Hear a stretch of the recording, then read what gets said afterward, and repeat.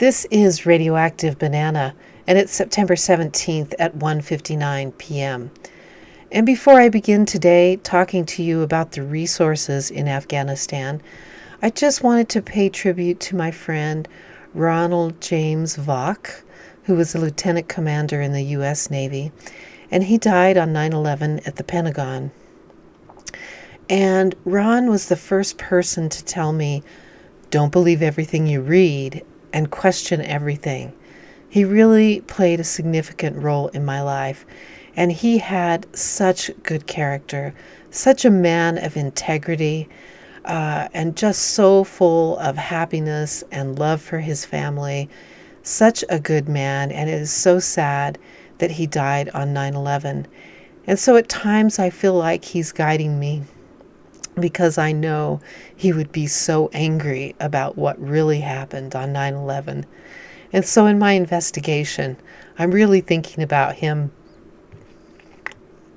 and hoping he's smiling down on me for questioning everything I read.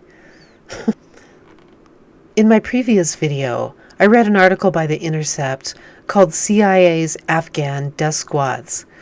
And so, furthering my investigation, I asked myself, could these deaths possibly be related to mining? And could these forces that are listed down here below, which are CIA-backed militias, and their name is called 01, 02, 03, and 04, and they are primarily 01s in Wardak and Logar, 2 is in Jalalabad, 3 is in Kandahar, 4 is in Kunar, and 2 more forces in the southeast, the Coast Protection Force and the Shaheen forces. And the Shaheen forces, that is ran by Shaheen, who is a representative for the Taliban, which has an office in Qatar, Doha, Qatar. And so he also had one of these forces, and he's also a representative for the Taliban. But I was wondering, in these places, which there are large circles here, Kunar, Jalalabad, Logar, Wardak, Paktika, and Kandahar, in these places, are there a lot of minerals? Is there oil? Is there diamond? Is there gold? And so what I have found is, yes, there is. There are a lot of minerals in Afghanistan. And this is from Reuters. And here's my pointer right here, and just follow this up. And we'll go to Wardak. And so you can see in Wardak, there are all kinds of resources here. These little circles are non-fuel minerals, and the green is stone, so they have a variety of marble there. The brown is sedimentary iron, and the wheel right here is pegmatite, which is very important. And then you have this gold box here, which is promising mineralized area, and you have more along here, non-fuel minerals. And so there are a lot of resources in Afghanistan. So my next question was, were U.S. battles around these areas where there is mining? Was the military really clearing the area for mining, or taking over land for mining, or these strike forces by the CIA taking over land for mining? And so what I came across was this article here, and this is by the Connecticut magazine, and this is December 27th, 2016 by Eric Offgang, and it's called Operation Anaconda. And when I heard that name, Operation Anaconda, I just felt like that's a big, fat wink to the elite on the planet. And I'll tell you why in a few minutes. But here is where Operation Anaconda took place. This is in the Shah-i-Khot Valley. And the U.S. military was pretty much overwhelmed with the fighters there, and they were pretty shocked by how many people there were there. It was a really difficult time. And we will come back to this battle, to go over it a little bit. But what I really want to do is talk about the Anaconda. This article by Counterpunch was written on April 5th, 2019, and it's called Something About Butte by Jeffrey St. Clair. And this is about the Anaconda mines in Butte, Montana. And this is a great lengthy read about the history of Butte and mining and the first unions in the United States. And so I have opened up another tab and have scrolled down and set myself up to where I want to read to you so you can understand Anaconda. And the owner of the mine at this point in the article, his name was Mr. Daly. Let's start with this paragraph. By and large, Daly got along with the workers and their unions. He worked as a laborer in the gold and silver mines in California and to some degree sympathized with the plight of the miners. He was also practical. Daly wanted to increase productivity as fast as possible and would do almost anything to avert a strike or a slowdown. This state of affairs changed immediately after Standard Oil absorbed Anaconda. Standard Oil is the Rockefellers. Standard Oil had no tolerance for labor unions and set out to destroy the miners' unions of Butte. They hired Pinkerton agents to infiltrate the unions, finger the lead organizers, and sabotage the unions from the inside. Now let's just briefly talk about the Pinkertons for a moment. They have been around since 1850. They are an intelligence service, and they've always been connected with the Rockefellers. There was a shooting in Denver, Colorado at the Patriot Muster, and one of the people that was involved was a Pinkerton security guard for 9 News. And during that time, we found out that 9 News had hired all these different Pinkerton men.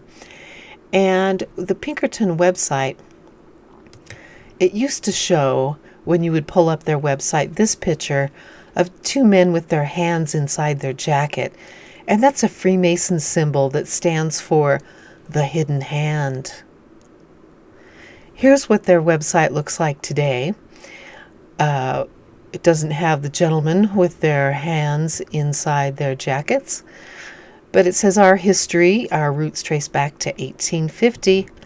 From our roots serving as an intelligence agency during the Civil War, Pinkerton has continued to build an impressive track record, establishing the first criminal database. Would that be targeting database? Being the first company to hire a female detective and being a forerunner to the Secret Service. So that is the Pinkertons. So they hired Pinkerton agents to infiltrate the unions, finger the lead organizers, and sabotage the unions from the inside. The Pinkerton men developed a blacklist of union leaders that Anaconda used to summarily punish 500 workers, saying they were socialists. Workers were required to sign the equivalent of loyalty oaths, identifying their political and union affiliations. Workers deemed radicals and agitators weren't called back to work. In the meantime, although the price of copper had soared from 8 cents a pound in 1878 to 20 cents a pound in 1914, Anaconda's wage scale had remained the same, a flat $3.50 a day. This prompted a strike and violent counterattack in 1914 that culminated in the dynamiting of the miners' union hall. A few weeks later, Anaconda refused to recognize the legitimacy of the Western Federation of Miners. But the union organizers kept at it, largely in the person of the IWW Frank Little, a mesmerizing speaker who was running the IWW's free speech campaign in Butte, the model for free speech movement in Berkeley. He spoke out against the wretched working conditions that led to the granite mine catastrophe, where 168 miners died agonizing deaths in the spectacular mine. He also urged miners to reject the draft and refuse to call to fight in World War I. a message that appealed strongly to the Irish, Germans, and Serbs who made up the bulk of Butte's mine workers. But the company had had enough. In the early morning hours of August 1st, 1917, Little was rousted from his bed in a boarding house by Anaconda goons. They tied him to a rope behind their truck and dragged him down the main road in Butte. Then they lynched him from a railroad trestle. More than 7,000 people came to his memorial service.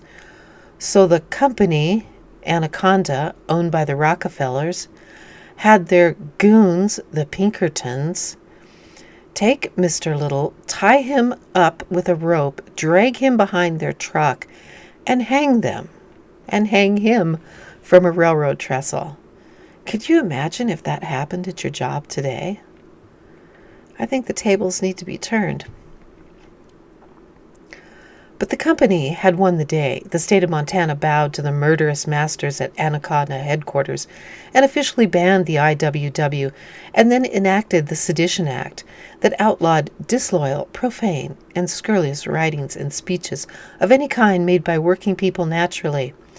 Of course, this violates the Constitution and your right to free speech.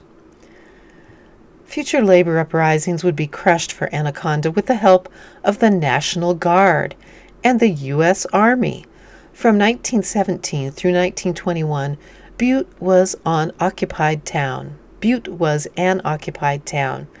U.S. Army captain sent to police Butte was none other than Omar Bradley, later a 5-star general and commander of U.S. forces in Europe during World War II, who arrived in Butte with the Army's Company F in January of 1918. During his time in Butte, Bradley's troops crushed 2 strikes, occupied 2 union halls, and arrested more than 100 striking workers, charging them with sedition.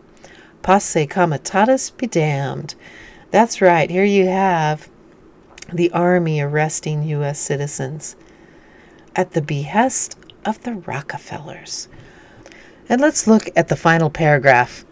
Thus, Anaconda now gave orders to the U.S. Army operating on domestic soil, or I would say the Rockefellers.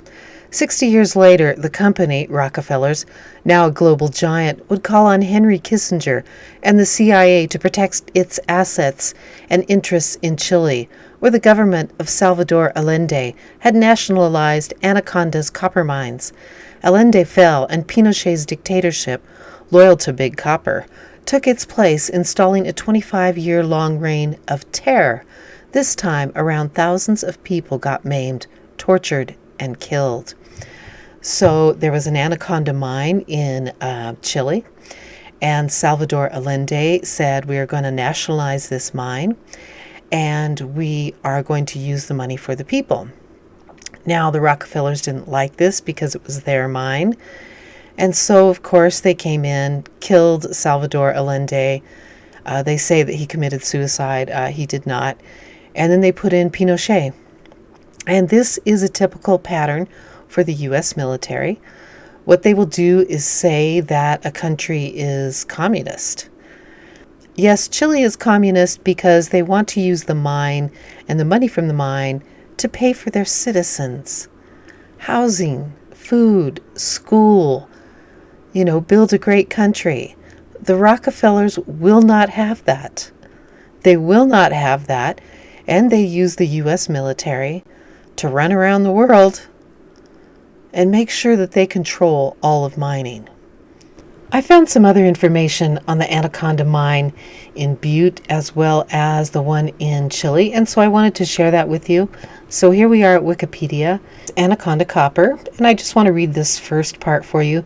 The Anaconda Copper Mining Company, part of the Amalgamated Copper Company from 1899 to 1915, was an American mining company.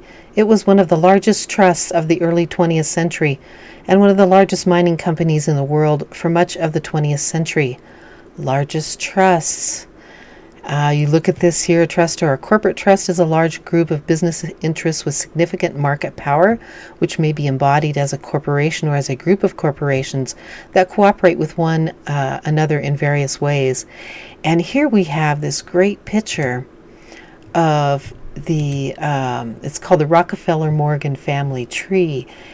And it says dominating factors in the trust formed industries of the United States: concentration, interdependence, harmony, financial strength, commercial power, and ability.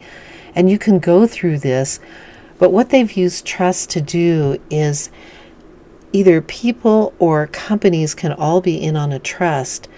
The trust will get the money, profits from all their businesses, and then the trust pays them out, say once a month or once a year or quarterly or however they have set up. And then this is how they avoid paying taxes. And currently the Netherlands is the place to have these kind of trusts, because Liechtenstein and France changed their rules a while ago.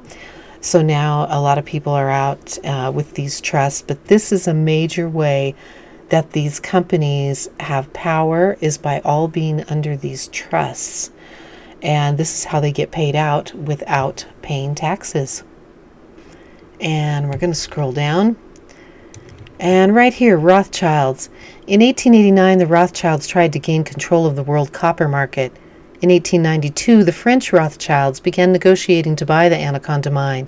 In mid-October 1895, the Rothschilds, French and British, brought 1/4 of the stock of Anaconda for $7.5 million. By the late 1890s, the Rothschilds probably had control over the sale of about 40% of the world's copper production. Rockefellers. The Rothschilds' role in Anaconda was brief. In 1899, Daly teamed up with 2 directors of Standard Oil to create the giant Amalgamated Copper Mining Company, one of the largest trusts of the early 20th century. 1899, Amalgamated Copper acquired a majority stock in the Anaconda Copper Company, and the Rothschilds appear to have had no further role in the company.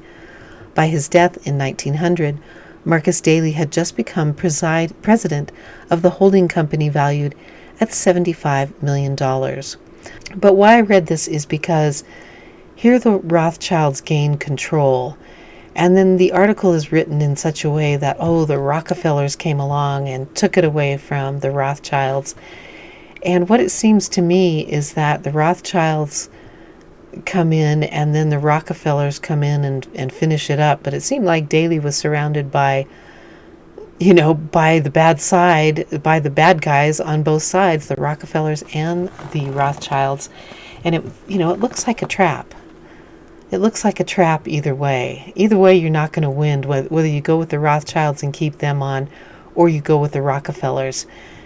The Rockefeller-Rothschild group has you one way or the other. Now, if we look at this article, it's called showcaves.com, and this is Chuquicamata copper mine, and this is in Chile. And I'm just going to scroll down to history, and it says 1910, start of copper mining by the Chile Exploration Company of the Guggenheim Group. 1923, the mine is sold to Anaconda Copper Company. But here you see, again, you have Chile and you have the Guggenheim Group, which is a Rockefeller-Rothschild group. They are in from the beginning. They're probably using the citizens' money as well as private corporation, which is fascism, to begin the start of mining. But then who comes along? The Rockefeller Group comes along.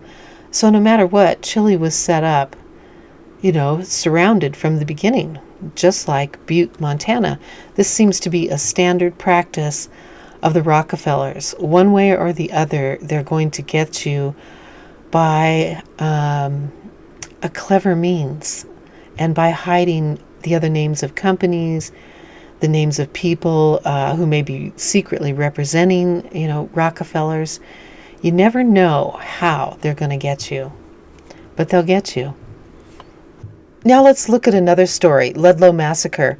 The Ludlow Massacre was a mass killing perpetrated by anti-striker militia during the Colorado Coalfield War. And who do you think the anti-striker militia was? The Pinkertons. Soldiers from the Colorado National Guard and private guards employed by Colorado Fuel and Iron Company attacked a tent colony of roughly 1,200 striking coal miners and their families in Ludlow, Colorado in 1914. Approximately 21 people, including miners, wives, and children, were killed. John D. Rockefeller Jr., a part owner of CF&I, who had recently appeared before a United States congressional hearing on the strikes, was widely blamed for having orchestrated the massacre. Now let's scroll down in this article and read just a little more. The Ludlow Massacre was a watershed moment in American labor relations. Socialist historian Howard Zinn described it as the culminating act of perhaps the most violent struggle between corporate power and laboring men in American history.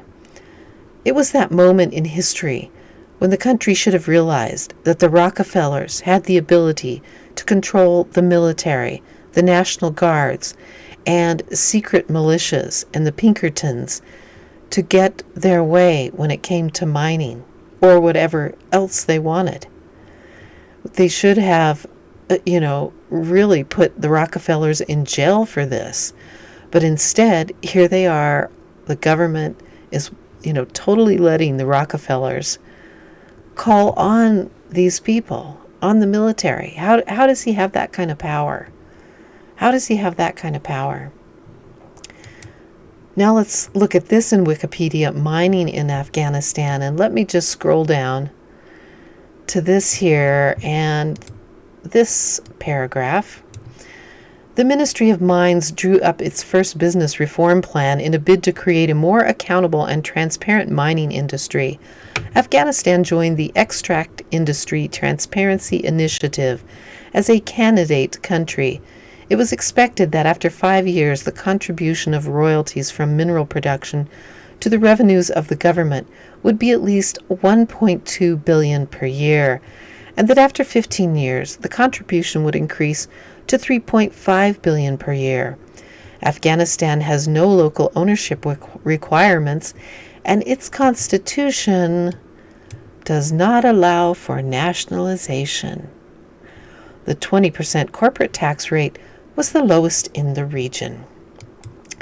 Now, just by reading this paragraph here, I can tell you that what was built in Afghanistan were the offices of the government, the presidency, the Ministry of Mines, the IRS we see down here, and other government offices were designed and built so that the Afghans could sign contracts regarding the minerals in their country. And we look just at this line. The Constitution does not allow for nationalization. This is what happened with Allende. This is why he was killed. He wanted to nationalize his mines. He wanted to use the money for his own people instead of all these outside corporations taking their little profits. But right from the beginning, where we are building the government, Afghanistan, we make sure that in its constitution, it does not allow for nationalization of its mines. Nope, not at all. Now let's briefly look at Operation Anaconda. And here we have the upper Shah-i-Khot Valley. And this is a very famous place. It's called Place of the Kings. And a battle with Alexander the Great in 330 BCE was fought. And the British fought in the 1800s. And the Soviets fought there. So in the Place of the Kings is where our great Anaconda starts. Now, is this symbolic? I think so. I think it's very symbolic. These Freemasons have to, they live by symbology. So they have to start this big battle at the Place of the Kings, where Alexander the Great fought. They really do plan these things. And so let's read just a little bit. The military action that cost Connecticut native John Chapman his life was called Operation Anaconda and was one of the most ambitious undertakings in either Afghanistan or Iraq wars. In the early winter of 2002, the CIA and Special Operations Forces received intelligence that hundreds of al-Qaeda forces had holed up in the Shah-i-Khot Valley in the southeastern corner of Afghanistan. Well, I have to stop there because I'm wondering why Special Forces and the CIA received intelligence and not U.S. military intelligence? Why is the CIA involved here with their special ops? And in my previous video where I read from the Intercept, the CIA's Afghan death squads, why is the CIA running around with death squads? So the CIA, who made Al-Qaeda and the Taliban, is getting a message that there's Al-Qaeda up in the hills of the Shah-i-Khot Valley. And imagine this, the CIA is with the United States government, but the CIA is also working for these elites. They also have their secret work that they do. So they're also working for these elites. And now they've created their own little army called Special Operations Forces. And they go out on the battlefield. And knowing everybody on all sides, I guess they're controlling the battle the entire time. What a clusterfuck. What an incredible clusterfuck that is. But at the end here, or right here, it says, the operation was beset with problems. The plan was based on a set of false premises, says Sean Naylor, author of Not a Good Day to Die, a detailed history of the operation. Naylor witnessed parts of Operation Anaconda firsthand, well embedded with the 101 Airborne Division troops who fought in the battle. He says, you had a failure to distinguish on the part of U.S. commanders and planners between the Taliban and Al-Qaeda. My question is, why would it make a difference? Didn't you want to kill both of them? I mean, who cares, right? What the enemy was for them in the Shah-i-Khot Valley was Al-Qaeda. So it wasn't the Taliban at that time, which is very interesting. Who was more highly committed than the Taliban? They underestimated the size of the enemy force. They failed to anticipate that the Al-Qaeda forces would be occupying high grounds rather than the valley floor, and they underestimated the Al-Qaeda fighters' willingness to fight. All this military intelligence, and there's just all kinds of underestimation. It really, really is surprising. It really is surprising. And if we go to the end here, let's see, we're going to pick up here. The goal of the operation was to destroy the Al-Qaeda forces. I returned to the battlefield at the end of the operation, and I saw really no evidence of any significant number of Al-Qaeda casualties. I saw a lot of evidence of very heavy bombing, but I didn't see any bodies. I didn't see any body parts. I didn't see any massive bloodstains. I didn't see an awful lot of discarded medical gear, bandages, and so forth. I'm sure that there were quite a few Al-Qaeda forces killed there, but by no means could you argue that most Al-Qaeda forces were killed there. That's my judgment. Some of the senior officers involved in the operation have disagreed with me on that. Now, so that's interesting comments, I find, by the author. Now, you can look at this entire battle and go through the whole thing. I'm not going to do that, but it's on Army University Press, and we have a whole article here on Operation Anaconda, and it goes through the whole battle. And the only thing in this area is that I'm interested in is that there are these towns that were located near the battle, and they said that the military notified them ahead of time and told them that they should leave, and that they had given them, the terrorists gave 700 sheep to the people of Shah-i-Khot for their troubles. Others received a bus fare. I've looked on two different maps, and one is an Afghanistan map, and I cannot find these towns anymore. Not at all. So I am interested in finding out if these towns still exist, and if there is a mining operation up at Shah-i-Khot. But the Anaconda operation, to me, is a big wink to the elite. And a wink is when you have a secret with another person. And you go, Anaconda, wink, wink. We know what that means. Rockefellers. Well, did I find that there's a big Anaconda operation, the beginning operation to take over all the mining of Afghanistan? Was this the beginning operation to take it all over? Yes, it was. To summarize, here's what I've found. That in the early 1900s, that the Rockefellers were able to control the U.S. military and the National Guard and militia striker forces and the Pinkertons to control people so that they would get back to work and do mining. Do I think that the Rockefellers continue to control the military and that they would go in and take over a country for their mining resources? In the early 1900s, when the Butte mine massacre happened and the Ludlow Massacre happened, this was the Rockefeller and Morgan family tree of 1904.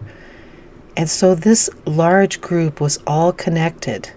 It was dominating factors in the trust-formed industries of the United States, working on concentration of ownership, concentration of wealth, concentration of power, interdependency. They didn't want any business to be able to completely make their own product by themselves, like Ford was doing. Harmony, financial strength, commercial power, and ability to do whatever they wanted. And if this was in 1904, do you think this turned into this group here that has extreme wealth, extreme concentration of wealth? Do you think they can control the military to go into Afghanistan for a pipeline and to take over their mining? I think so. This is part 1. Join me for part 2, where I go over the vast wealth of Afghanistan. Thanks so much for stopping by. This is Radioactive Banana, signing out.